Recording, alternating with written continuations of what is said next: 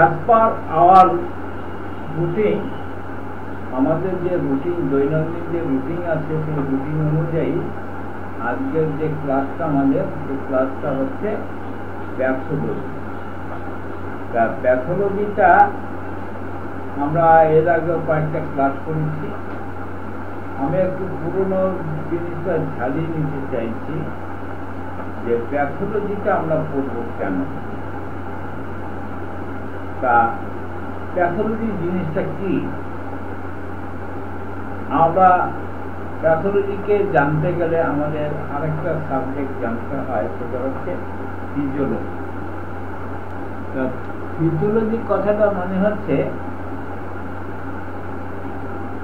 Normal, এই ক্যামেরাটা বন্ধ করো।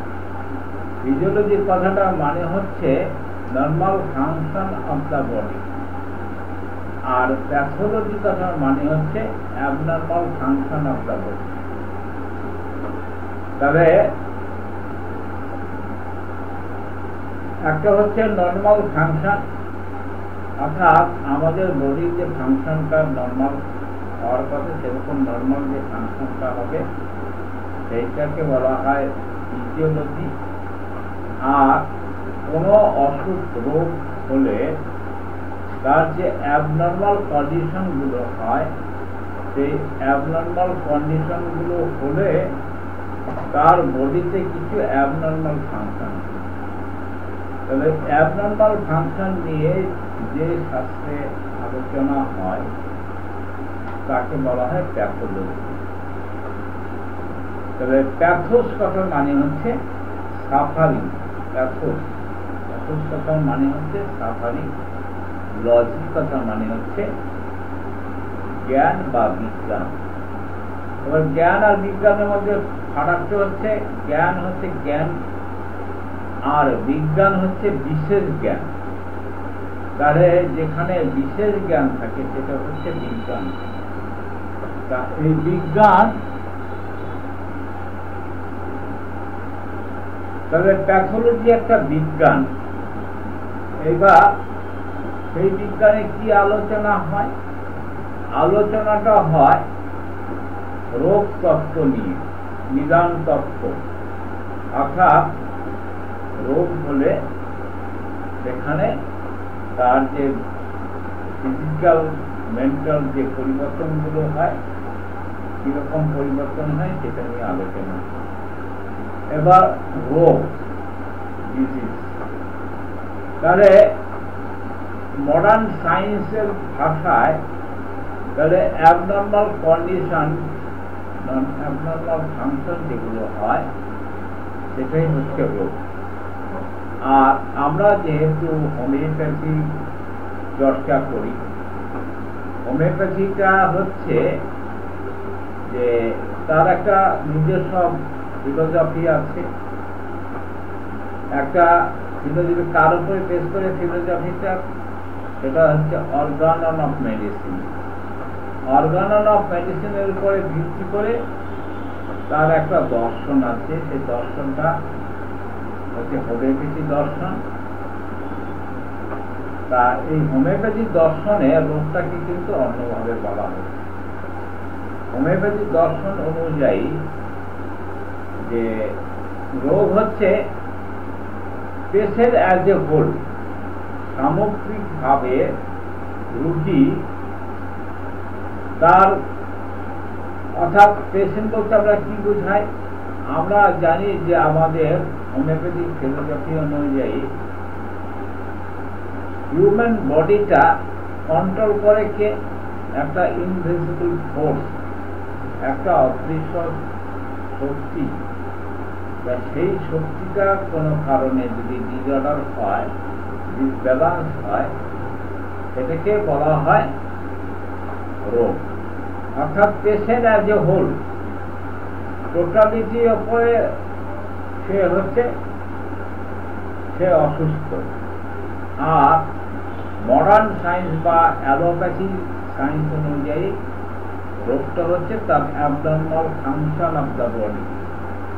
তাই এই অ্যাবনর্মাল ফাংশন, এই রোগটাকে ডায়াগনোসিস করতে গেলে আমাদের যে জিনিসটা দরকার সেটা হচ্ছে প্যাথোলজিক্যাল টেস্ট করা দরকার। অর্থাৎ প্যাথোলজিক্যাল টেস্ট করলে আমরা বুঝতে পারবো যে আমার ফিজিক্যালি কি কি ডিরেঞ্জমেন্ট বা ডিসঅর্ডার হয়েছে।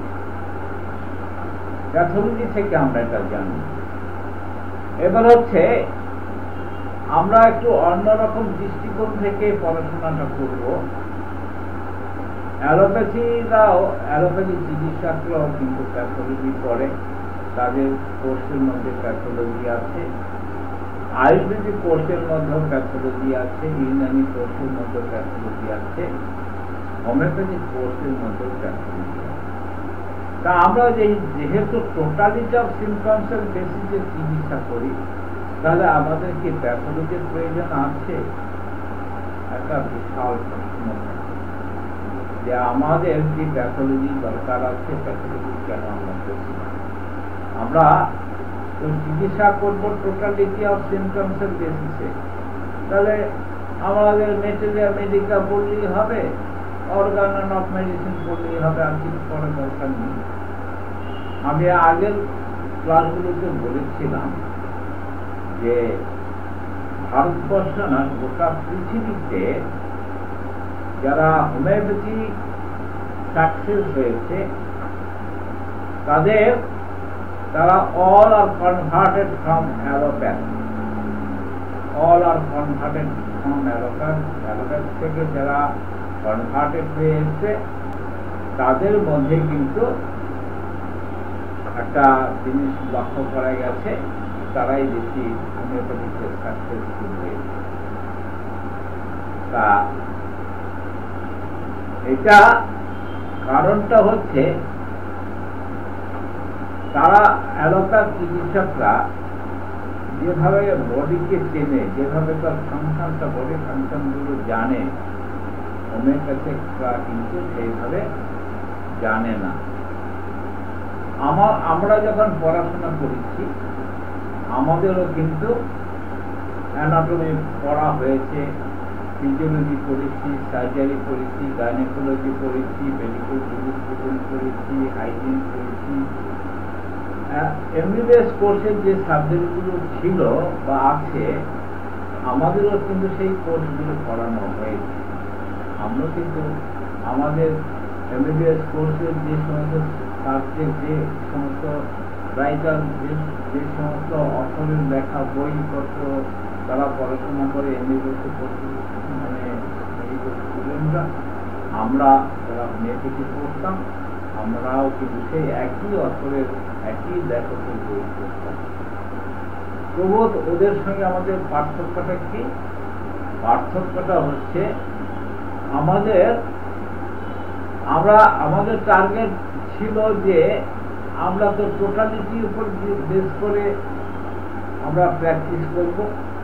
সুতরাং অ্যানাটমির পরীক্ষা পাস করার জন্য অ্যানাটমি পড়েছি, পরীক্ষা পাস করার জন্য ফিজিওলজি পড়েছি, পরীক্ষায় পাস করার জন্য প্যাথোলজি পড়েছি।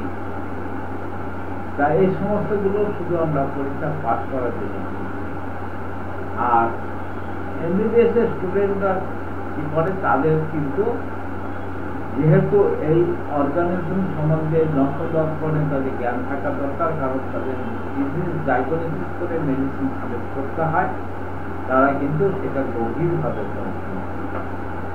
যতটা এমবিবিএস স্টুডেন্টরা যতটা গভীরভাবে অ্যালাইড সাবজেক্টগুলো পড়াশোনা করেছে বা পড়ে, আমরা হোমিওপ্যাথি ডাক্তাররা কিন্তু সেভাবে গভীরভাবে করি না। আমরা গভীরভাবে পড়াশোনা করি materia medica, organ of medicine, philosophy, তারপরে ক্রনিক ডিজিজ, এই সমস্ত। এখন আমরা যারা হালে হোমিওপ্যাথি পড়াশোনা করতে এসেছি, অর্থাৎ এই যে শর্ট কোর্সে আমরা পড়াশোনা করতে এসেছি, আমাদের করণীয় কি? আমরা তো যখন শুরু করেছিলাম অ্যালাইড সাবজেক্টগুলো টোটালি বাদ দিয়েছিলাম, কিন্তু পরবর্তীকালে আমরা আমাদের বাস্তব অভিজ্ঞতা থেকে উপলব্ধি করতে পেরেছি যে অ্যালাইড সাবজেক্টগুলো বাদ দিয়ে কিন্তু আমরা ভালো হোমিওপ্যাথিতে পারবো না। শুধু এই materia medica, organ of medicine, philosophy, এগুলো করে কিন্তু আমরা ভালো করতে পারবো। আমাদের তাহলে ভার্স নলেজটা দরকার, তাই আমাদের সাবজেক্টের মধ্যে আমরা প্যাথোলজিটা যুক্ত করেছি। আর প্যাথোলজির সাথে সাথে আমরা আপনাদের কথা দিয়েছিলাম যে আরো 7টা সাবজেক্ট, আরো 7 দিন আরো 7টা সাবজেক্ট আমরা ইনক্লুড করবো। তার মধ্যে অ্যানাটমি থাকবে, ফিজিওলজি থাকবে, গাইনোকোলজি থাকবে, মিডওয়াইফারি থাকবে, মেডিকেল জুরিসপ্রুডেন্স থাকবে। তা জুরিসপ্রুডেন্সটা কেন থাকবে? যে সমস্ত বিজ্ঞানের একটা আইন থাকে। আমাদের ভারতবর্ষে বহু রকম আইন আছে, তা আইনের বাইরে কেউ নেই। তবে মেডিকেল জুরিসপ্রুডেন্সটা হচ্ছে মেডিকেল এথিক্সের কিছু আইন। তা সেই আইনটার সম্বন্ধে আমাদের ধ্যান ধারণা থাকার দরকার, তা নাহলে আমরা অনেক সময় পদে পদে বিপদে পড়ি। তা সেই জন্য আমরা অ্যালাইড সাবজেক্ট যেগুলো থাকবে, পাশাপাশি এই অ্যালাইড সাবজেক্টের সঙ্গে আমাদের কিন্তু প্যাথোলজিটা আমরা পড়ি। তা আমরা গতদিনে প্যাথোলজি কিছু স্পুটাম নিয়ে আলোচনা করেছি। তা স্পুটামের মধ্যে আমরা কি পেয়েছিলাম? স্পুটামের মধ্যে আমরা একটা হ্যামারেজিক কন্ডিশন পেয়েছিলাম। সেই হ্যামারেজিক কন্ডিশন, যে রক্তটা তার উৎপত্তি স্থলটা কোথায়, আর কোথা থেকে এই রক্তটাকে দেখে আমরা কোন অর্গানটা আক্রান্ত হয়েছে সেটা আমরা রক্তের চেহারা দেখে বুঝতে পারি। অর্থাৎ কোন রক্ত ফুসফুস থেকে রক্তপাত হয়, কোনটা আমাদের অ্যাবডোমেন থেকে হয়। সেই রক্তের বিভিন্ন রকম চরিত্র দেখে আমরা কিন্তু সেটা কতদিন আমরা ওই আলোচনাটা করেছিলাম যে রক্ত কোথা থেকে জেনারেটটা করছে, তার উৎপত্তি কোথা থেকে। আজকে আমরা খুব সংক্ষিপ্ত ভাবে একটা বিষয় নিয়ে আলোচনা করব। বিস্তারিত আলোচনা করতে গেলে আপনাদের অনেক সময় মনে থাকবে না। আমরা একটু ভালোভাবে শিখতে চাই, আর এই শেখার জন্য আমরা একটু অল্প অল্প করেই যাতে আমরা মোটামুটি আয়ত্ত করতে পারি।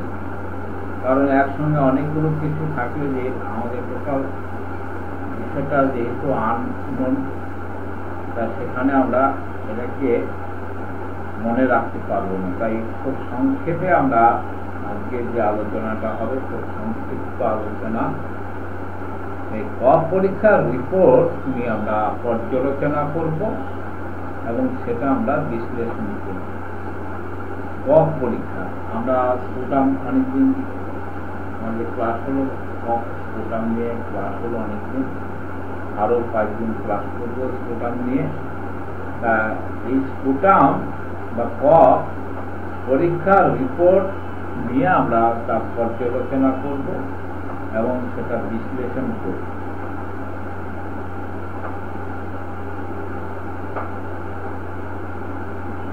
স্পুটামের রংটা কেমন? নর্মাল যে স্পুটাম, সেই নর্মাল স্পুটামের রংটা হচ্ছে সাদা, কিন্তু কখনো কখনো রক্ত মিশ্রিত থাকে বা লালচে হয়, সবুজ বা হলদে হলে আমরা বুঝবো এখানে একটা ইনফেকশন নেই। তাহলে নর্মাল স্পুটামের রংটা হবে সাদা, কিন্তু কখনো কখনো রক্ত মিশ্রিত থাকে, কখনো কখনো লালচে থাকে, লাল হয় বা লালচে থাকে, কখনো সবুজ বা হলদে হয়। সবুজ আর হলদে হলে বুঝবো যে আমার কিছু ইনফেকশন আছে। এবার হচ্ছে স্পুটামের কনসিস্টেন্সিটা কেমন হবে? স্পুটামের কনসিস্টেন্সিটা হবে শ্লেষ্মার মধ্যে থাকে। স্পুটামটা যে কফটা আমরা বলছি সেটা শ্লেষ্মার মধ্যে থাকবে। তা এই স্পুটাম বা কফ দেখে আমরা কিছু রোগ ডায়াগনোসিস করতে পারি। স্পুটাম বা কফ দেখে আমরা কিছু ডিজিজ ডায়াগনোসিস করতে পারি। সেটা হচ্ছে নিউমোনিয়ার ক্ষেত্রে যদি দেখা যায় যে কফটা চটচটে হয়েছে, তাহলে আমরা ধারণা করতে পারি পেশেন্টের নিউমোনিয়া থাকতে পারে, আমরা কিন্তু শিওর নই। আর লাংসে ফোড়া হয় অনেক সময়, আর ফোড়া হলে পুজ হয়, যেখানে ফোড়া সেখানে পুজ হতে পারে। তাহলে লাংসে যদি পুজ হয় বা ফোড়া হয়, তাহলে তার যে কনসিকুয়েন্সিটা কিছু পরিবর্তন হয়। এবার আসা যাক ওডর, গন্ধ। গন্ধে হচ্ছে স্পুটামের গন্ধ কি থাকে? স্পুটামের কোনো গন্ধ নেই, গন্ধহীন। স্পুটাম গন্ধহীন। দুর্গন্ধ যদি হয়, কখনো যদি স্পুটামের দুর্গন্ধ হয়, তাহলে সেই ক্ষেত্রে আমরা লাংসের ফোড়া, লাংস অ্যাবসেস মনে করতে পারি। আর সেই সঙ্গে আমরা আরেকটা রোগের কথা ভাবতে পারি, সেটা হচ্ছে ব্রঙ্কাইটিস। ব্রঙ্কাইটিস আমরা এর আগে আলোচনার মধ্যে বলছিলাম যে আমরা বলেছিলাম যে কোনো অর্গানের সঙ্গে আইটিস যদি থাকে, তাহলে আমরা ধরে নেব সেই অর্গানটা irritation and inflammation. Irritation and inflammation হলে, সেই অর্গানের যদি ইরিটেশন অ্যান্ড ইনফ্লামেশন হয়, তাহলে তাকে আমরা বলি, তার পাশে সেই অর্গানের নামের পাশে একটা আইটিস। তাহলে ব্রঙ্কাইটিস, তা আমাদের লাংসের মধ্যে ব্রঙ্কাস বলে একটা অংশ থাকে, সেই অংশে যদি আইটিস হয়, ইনফ্লামেশন অ্যান্ড ইরিটেশন হয়, তাহলে সেই রোগটাকে আমরা বলি ব্রঙ্কাইটিস। তাহলে বোঝা গেল যে ব্রঙ্কাইটিস কাকে বলে। ব্রঙ্কাইটিসের কথা মানে হচ্ছে ব্রঙ্কাসের ইরিটেশন অ্যান্ড ইনফ্লামেশন। এবার স্পুটাম পরীক্ষার ক্ষেত্রে যে রিপোর্ট, সেই রিপোর্টে যদি পাওয়া যায় ক্লাসম্যান স্পাইরাল, এটা যদি ফাইন্ড আউট হয়, পাওয়া যায়, তাহলে বুঝতে হবে যে তার ওই পেশেন্টটা হাঁপানি বা অ্যাজমা। তাহলে ক্লাসম্যান স্পাইরাল যদি ফাইন্ডিং হয়, তাহলে আমরা বলবো সেই রোগীটা হাঁপানি বা অ্যাজমা। স্পুটামের মধ্যে যদি পার্সেল পাওয়া যায়, স্পুটামে যদি পার্সেল পাওয়া যায়, তাহলে আমরা আগে বলেছিলাম যে ফোড়া, লাংসের ফোড়া হতে পারে, বাইল অ্যাবসেস এগুলো হতে পারে। আর যদি পার্সেল বেশি পরিমাণে যদি পার্সেল পাওয়া যায়, অধিক পরিমাণে পার্সেল যদি পাওয়া যায়, তাহলে মুখের ঘা বা লাংসের একটা ইরিটেশন বা ইনফ্লামেশন, লাংস অ্যাবসেস, ব্রঙ্কাইটিস, এই সমস্তগুলো আমরা ধারণা করতে পারি বা সন্দেহ করতে পারি। আর কোনো ক্ষেত্রে আমরা কনফার্মেশনটা দেব না, কারণ কনফার্মেশন দিতে গেলে আরো কয়েকটি টেস্ট দরকার হয়। তাহলে আমাদের একটা ধারণা তৈরি হয় এই জিনিসটা হলে হতে পারে। আর নেক্সট হচ্ছে এএফবি বলে একটি জিনিস আছে, সেটা যদি আমরা ফাইন্ডিং হয়, অর্থাৎ আমাদের যে স্পুটাম পরীক্ষায় যদি পাওয়া যায়, তাহলে আমরা সেই রোগীটা টিবি আছে বলে আমরা ধরে নিতে পারি, তার টিবি ডায়াগনোসিস বলে আমরা ডায়াগনোসিস করতে পারি। তাহলে আজকে আমরা এই শুধু স্পুটাম নিয়ে আলোচনা করলাম। তা আগামী দিন আমরা স্পুটামের পরবর্তী যে ধাপে বিষয়বস্তুগুলো আছে সেগুলো নিয়ে